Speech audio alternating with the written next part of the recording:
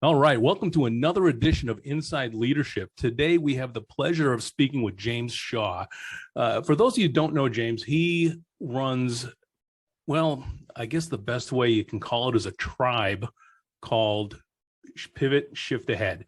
And we're going to let James tell you a little bit about his background and how he came to really what he's doing with mentoring people right now before we get into the meat of the interview. So James, why don't you tell us a little bit about how you got to where you are?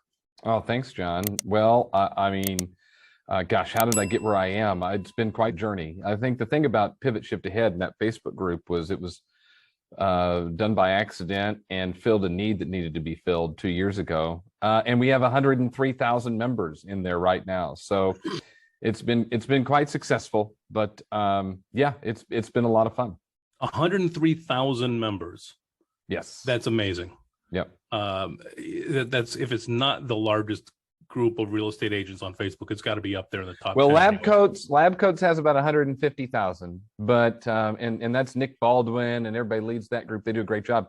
You should have them on your podcast, by the way. But we're close. We're close, Awesome. And we've grown very quickly. I mean, in 2 years' time to get to 103,000, it's really good. It means we're adding value.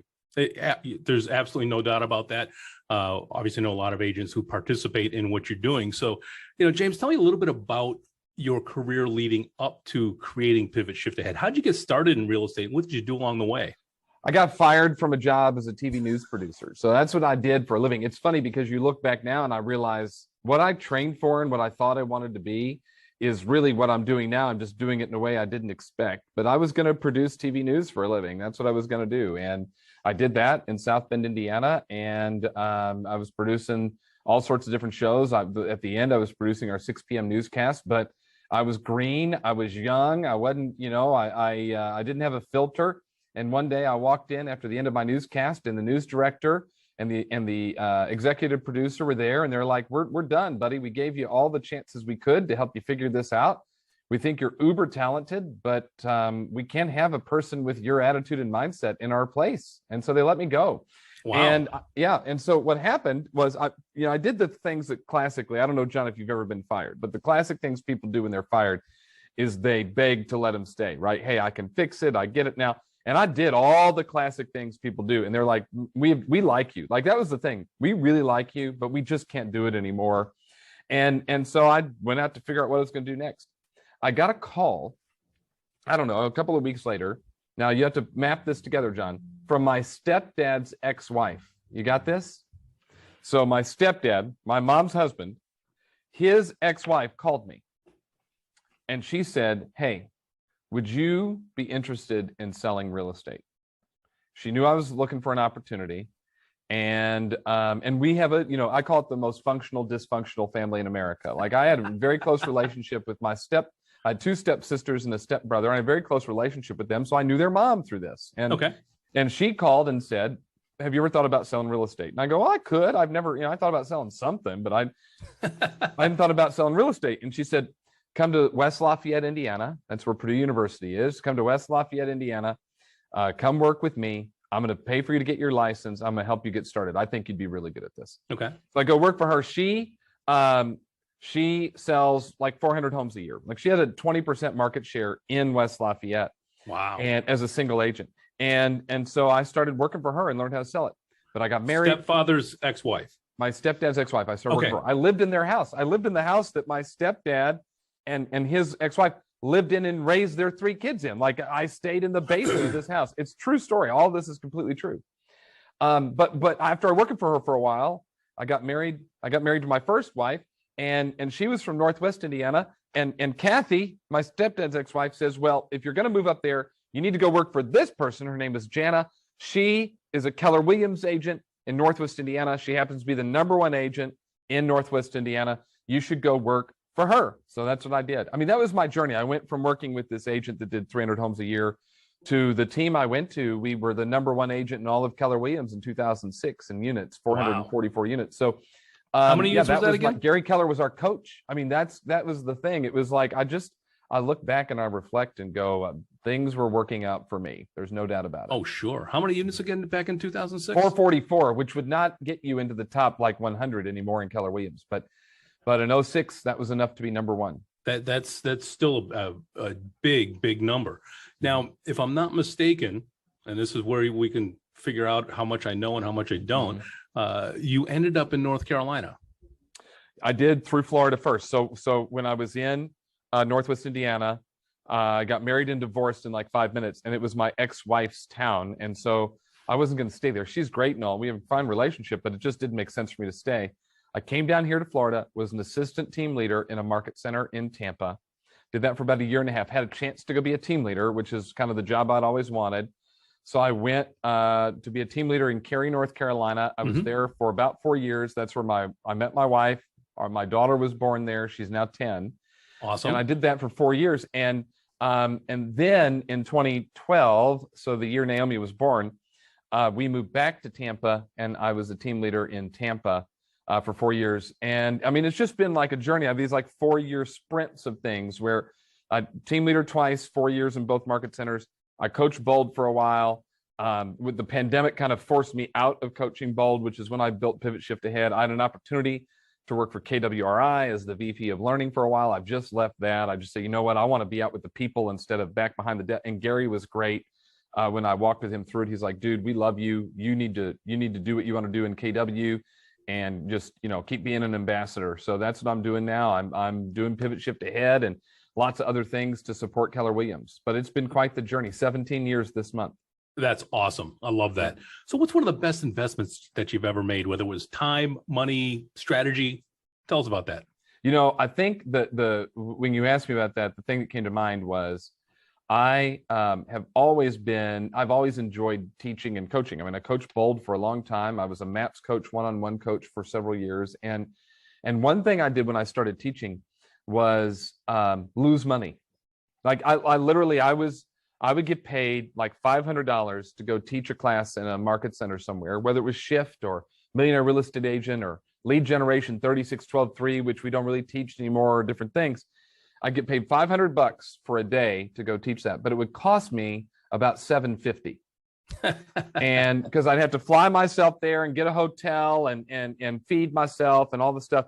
So it cost me $750 to $1,000, and I got paid $500. And I remember my wife saying, to me one time, is this something we need to do? She didn't ask, why are you doing this? She just said, does this make sense? Does this make sense for you? And I said, yes, I absolutely believe there is a payoff to me doing this. Like, I'm betting on me here to go out and teach and really pour into people in market centers and help our agents grow and get better. And it totally worked, right? I coached Bold forever to sold out rooms, 120, 130 people. Now I'm going on the road. I'm back on the road teaching again. We'll have several hundred people there. I'm earning significantly more than $500 to go teach the class, and I've got a lot more control over my schedule. And so, yeah, when people ask what was one of the best investments, look, I was betting on me, right? I wasn't getting paid. I was paying for the opportunity to go teach and spending time to do that. And that allowed me to become a MAPS coach. It allowed me to become a master faculty member for Keller Williams University. It allowed me to be the VP of Learning for all of Keller Williams for a while. I mean, it's just the opportunities that came from that investment, right? Me paying to go teach in offices has paid off, more than I could imagine. That's amazing. And we hear it so often that you show up in your role, opportunities just end up presenting themselves left and right. And you're the embodiment of that. Thank you for sharing that. That's great. Yeah. So, James, what's one quirk or odd thing about you that many others may not know? I think people are surprised to learn that really I'm an introvert. I am, I love being around people, but I don't need a bunch of friends. Is that weird to say? But it's true. I've got like 3 really close friends, and that's about it. When I'm out at like family reunion, you're not going to see me like out at the restaurant with a bunch of people and walking around. When I'm done for the day, I go back in my room and like read or catch up on a show or something like that. I'm a very routine, like I got to do this and then this and then this and then this. And then, yeah, man, when I'm done being on stage, I am spent. I am done. I am wiped out. I'm exhausted. And I like lock myself in a room. And by the way, it doesn't mean I don't like people. I love people and I love hanging out and getting to know people and doing that. But I'm like a phone. I have only so much battery life, and I have to go plug in and recharge. Awesome. And you know what? You're right. I think there's a lot of people out there that would never have guessed the introverted side. So excellent. So what habit do you have that most positively affects your mindset? Okay, I think it is routine. Like I do. What the benefit of this pivot shift ahead call has done is I get up at the same time in the morning. I was running at like 5 o'clock in the morning. I've moved that, so now I'm running after the pivot call. But I would run like, so now we have a dog. So now I walk the dog and like take care of her because the rest of the household's asleep. So but I get up, I make my coffee, I make my wife coffee, I get to the office about the same time, I do my prep for the call, I do the call, then I go out and run. Like I ran 4 miles after the call today, come back and get ready. Like that routine in the morning has totally helped me. When that gets a little bit wonky, then I get a little bit wonky. And Okay. I think I find this to be true for a lot of people. And I think this is a challenge real estate agents have, is that they got in the business because they wanted freedom and flexibility, but they didn't understand that they needed a routine around that freedom and flexibility, at least until like 11 a.m. And once they kind of figured out, okay, I'm going to do this, and then I'm going to do this, and I'm going to do this thing to help my business. Once they figure that out, this whole world of opportunity opens up. And so that's the habit that's helped me the most, is really that morning routine. Awesome. So what bad advice, you've been around 17 years, what bad advice do you most often hear? People love real estate agents out of the business all the time. And what I mean by that is that because you want to be nice and kind and fun and polite, you don't tell agents the truth when they're not doing the right things. So if an agent isn't lead generating, consistently, they'll go, well, it's okay, you'll get there. Well, is it okay? I mean, will they get there? Without you telling the truth? I read a thing from Shift today. It's really interesting because on the call today, I read this piece from Shift. It's on page 73. And I love this. Shift is Gary and Jay and Dave's book that we talk about every morning on the Pivot Shift Ahead call. And what I read today from page 73 is this: not getting lead generation done day in and day out may suffice in a hot market, but it will put you out of business in a cold one. I think leaders in real estate, and you said this is a podcast for leaders. I think what leaders in real estate have to do is be honest with grace when it comes to what their agents are doing, and telling them, you know what, you'll get there, you'll figure it out, keep pushing. Most of that is malarkey. It is untrue. it is nonsense, and you're giving them false hope. When instead we could sit down with them and go, all right, tell me what have you done to grow your business, this week? And figure out what they're doing well and help them amplify that, and find out what their fears are and help them overcome those. Tell a story. We have to remember, people really only learn 3 ways. They learn from being asked great questions, they learn from experience, or they learn from stories. So it's questions, experience, and stories. Those are the only ways they learn. And so we as leaders have got to sit down and ask the right questions, ask them about their experience, and share stories of other agents who have made progress as well. But not say, you know what, you'll get there. I know, keep trying. I'll tell you, it's right around the corner. That kind of stuff, John, it drives me bonkers, and it makes me sad for that person that's getting that advice. Excellent. And really interesting. You were talking about that this morning. I was out to lunch with my team today. Exact conversation. Interesting. Exact conversation. Yeah. So what, other than Shift, yeah, because we know that's on the top of your list. Right. Other than Shift, what book or books do you recommend the most, and why? Yeah, my favorite author is John Acuff. It's Jonacuff, John Acuff. And I've gotten to know him here over the last few months, and he's a great dude. He's a multiple-time New York Times bestseller, and he wrote a book called Finish, and it is by far one of my favorite books ever. I'd recommend everybody reads it. His new book is called Soundtracks, also a really good book. But Finish, what I love about Finish is he says most of us are really good at starting things, but we're not great at finishing them. We all have a bunch of great ideas and stuff we'd like to pull off, but we don't always get to the finish line. And what keeps us from doing that? And the line of advice in there that he gives that I love is, he says, the day after perfect is the make or break day for any goal.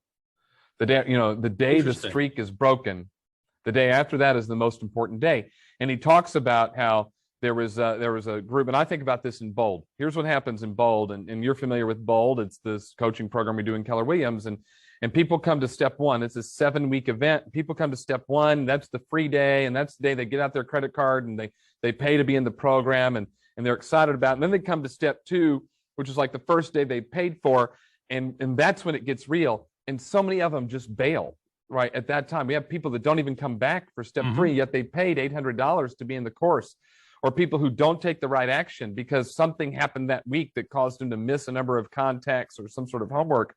Or here you go and you've got a fitness journey that you're going to go on, and like me, I'm running every day, but then tomorrow something happens and I don't get my run in, and so then all of a sudden Friday I don't get my run in, and Saturday I don't get it in. So it's that day after perfect, it's the make or break day, and you being willing to go, hey, yesterday happened, but I'm going to get after it today. That's why I love his book. So I'd recommend anything by John Acuff, but I'd start with finish. Start with finish. Love it. Love it. So what do you do to reset and refocus? Perfect question with the book that you chose. What do you do? Yeah. How do you get yourself back on track? Get out of town and hang out with my family. I think this is a really important thing. In fact, we were talking about, I got a text yesterday. My 10-year-old is in competitive dance. John, next year she'll have 12 dance classes. So it's going to get expensive at the Shaw House to pay for dance, but she'll have 4 of those will be competition dances. So it'll get expensive. But I got a text from one of the parents. She'd texted Terry and me and saying, hey, can Naomi come over for a sleepover on this day? And it was like, no, she can't do that one, but how about this? And they couldn't do it. We went back and forth. We finally found like the one Friday this summer that Naomi can go to this sleepover, because what we're doing is, like she and I, my daughter and I, are going to New York on Friday of this week. We're going to go and see a couple of shows and come back home because Terry's going on a girls' trip. And then we're doing an Alaska cruise in July. Wow. End of July, I'm teaching in LA, so they're coming with me to LA. It's like those things. I love to be able to spend time with my family and get away, even if it's just for a weekend. Like we usually are into 3 and 4 day trips about 5 times a year versus like one big grand vacation. And I'd really recommend that. For me, it's a recharge. I can turn off the phone. I can ignore the email. My away message says, I'll be out of the office from this day to this day. And since there are no real estate emergencies, it'll be my pleasure to connect with you when I get back. I haven't even given an option to reach out to me some other way. And everything seems to be fine when I get back. So I have found that being willing to get away and relax helps. And the last one would be my wife and I. In fact, tonight, it's a Wednesday. We have date night every Wednesday. And sometimes we'll just, we won't necessarily go anywhere. We might just hang out. But tonight we're going to see the Rays and the Cardinals are playing here in town. So we're going to do that. But that time with my wife, one-on-one once a week, and then our family time together, that's how I recharge, because they're more important than anybody else in my life. Wonderful. Wonderful. James, this has been an awesome time. Again, I really appreciate you taking the time out of your day to spend a few minutes with us. Any parting thoughts? Just relax. It's not that big of a deal. So whatever's going on in your world, just relax. You'll figure it out, and get up every day and just do the next right thing, and you'll be fine. Excellent. James Shaw, Pivot Shift Ahead. Thank you once again, my friend, for your time. We'll be talking to you soon. Thanks, John. Appreciate you. My pleasure, buddy.